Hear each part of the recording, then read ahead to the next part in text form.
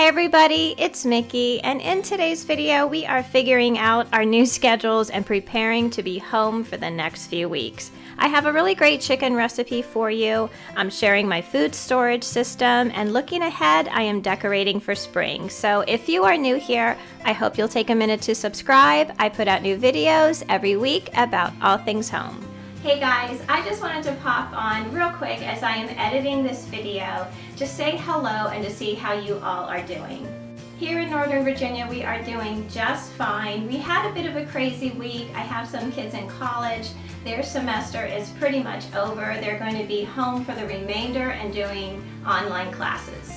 I'm sure that the local public and private schools in your area are also closed, so I thought since we were going to be spending a little bit more time at home, it would be good if we worked together to get our homes clean and organized for the season to come. So let's all just take a big deep breath.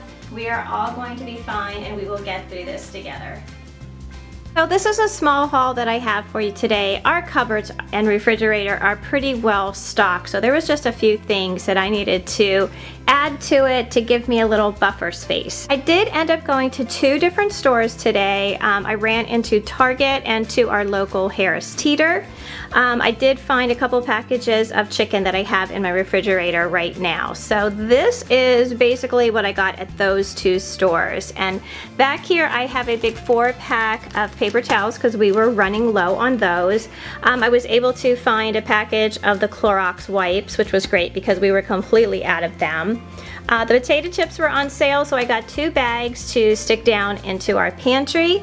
I also grabbed a box of the quart-sized Ziploc bags and the big gallon-sized Ziploc bags because we were running really low on those as well.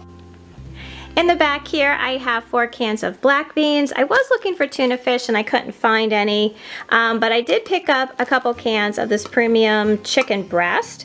We were running really low on bread, so I got 2 loaves of this farmhouse white bread from Pepperidge Farm. I'm going to stick 1 in the freezer.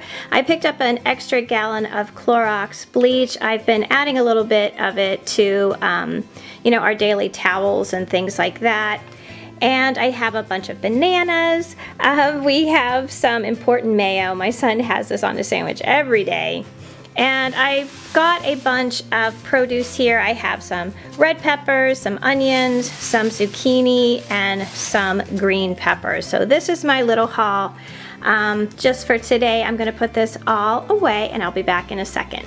So I just got back from the store and I was making some room in my cabinets here in my downstairs pantry. So I thought I would show you kind of what I have and how I have it all set up here. This is our food storage cabinet. This is all our extra things that I have on hand for situations like this. I think I have found though that I'm not as prepared as I thought I had been because there were a lot of holes in my inventory, shall we say. So slowly but surely I am adding more things to it. So up here is all my pasta. We probably have 10 pounds of pasta in here that'll last us a really, really long time. In this container, I have a couple boxes of Ritz crackers and some chips back there. Down on this shelf, I have a bunch of peanut butter because I eat peanut butter every day. I can't be without it. So I have, we have some Costco containers of smooth Jif and extra crunchy. I have some grape jelly here, some salt. The only kind of canned soup my family will eat is Campbell's tomato soup. So I have a couple cans here of soup. I have some ranch dressing. I have some of those small cans of ginger ale. I always like to have ginger ale on hand just in case somebody, you know, has upset stomach or whatever. Down on this shelf, I have a lot of containers of barbecue sauce. I have some salsa back there. I have a bunch of canned vegetables, which I don't really have a lot of them on hand normally, but I made sure to pick up several cans when I was at the grocery store over the last week or so. I only have 1 can of tuna. That was one of the things I was looking for today, and our stores are completely gone. One of the most important things that I always have in my pantry is an abundance of tomato products, because I'm telling you, spaghetti can feed an army of people. So I have my canned puree. I think back there I have some crushed tomatoes. That's what I use to make my pizza sauce. And up here I have a bunch of tomato sauces and some really big cans of tomato sauce, because I use a bunch of them throughout the week. And I even have a lot of spaghetti sauce and stuff in the freezer. Also, over the week I had picked up a lot of canned fruit. I really like to add, you know, little sliced pears and things to Jell-O, and like the kids always laugh when I make them Jell-O, because it was something we always had when they were really tiny. So I made sure I had that on hand. Down in here I have all of my extra baking stuff, which to me is one of the most important things. So I have a couple containers of extra flour. I have some powdered sugar in there. I have, oh my goodness, I think there's some like instant pudding and Jell-O. I have an extra bag of raisins, and I have some egg noodles down there. In this one here I have a lot of the things that I use for, you know, the different kinds of soups that I make and everything. That pretty much is it. I'm going to put away all the stuff that I bought today, which isn't really too much, but it is some of the staples that I was looking for when I went out today. Little by little, I have been working on my springtime and Easter decorations, and I just got done my little corner cabinet here, and I thought it came out so cute I wanted to share it with all you guys.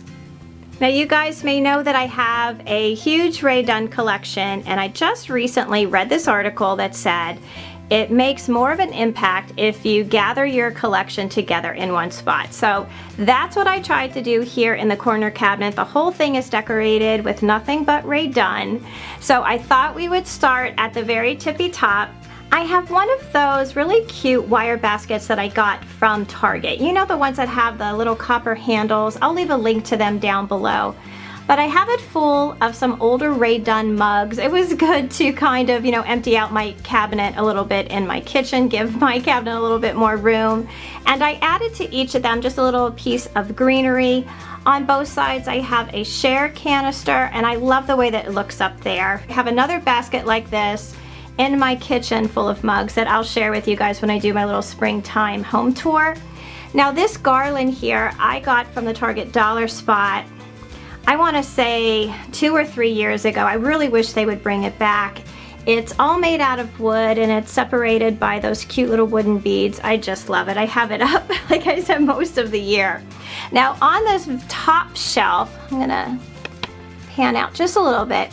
I have that adorable Rae Dunn bunny canister. It's the bunny treats canister. I have a queen and a good egg canister there as well.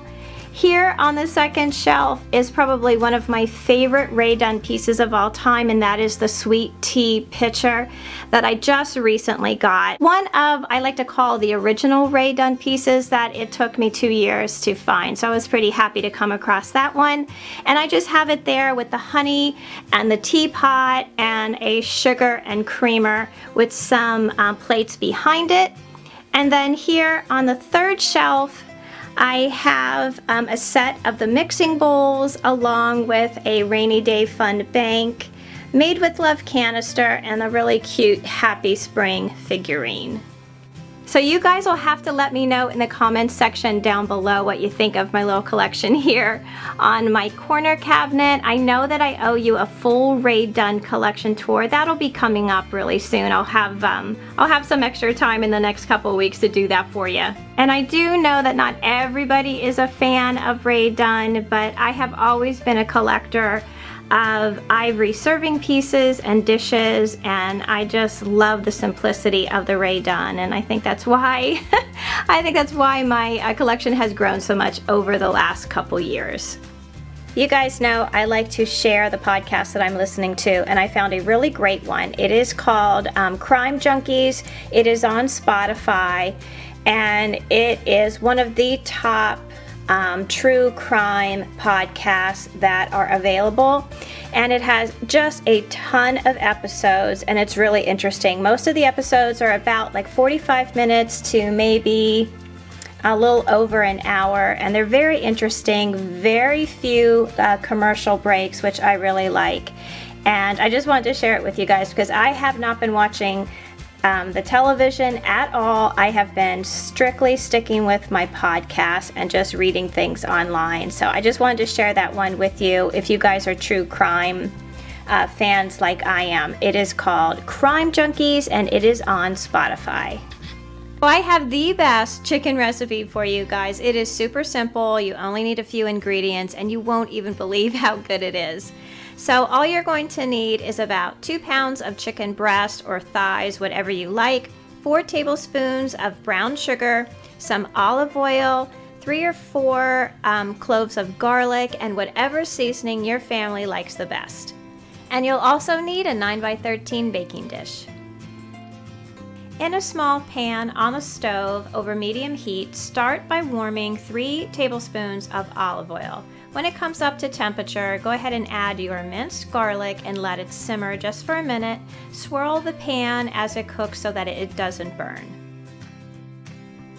Then add your 4 tablespoons of brown sugar, mix well until it is all dissolved.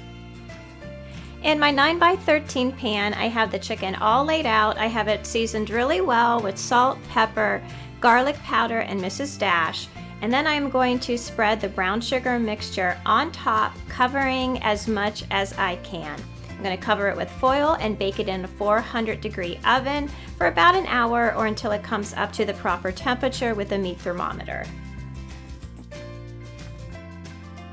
So this is what it looks like when it is all done. I made a broccoli and rice casserole to go with it, but it is just as good with mashed potatoes or pasta. So thank you all so much for watching today. Now, I know that I have been experiencing more anxiety over this past week and what the next few weeks will hold. I really do try to stay positive and count my blessings and know that for now my family is healthy and the majority of us are together. And I know that I can take this extra time at home to organize, work on DIY projects, and just be happy in this space. Please don't forget to subscribe and follow me over on Facebook and Instagram. So until I see you in that next video, I hope that you love the life that you have, stay healthy, be kind to each other, and I will see you again soon. Bye!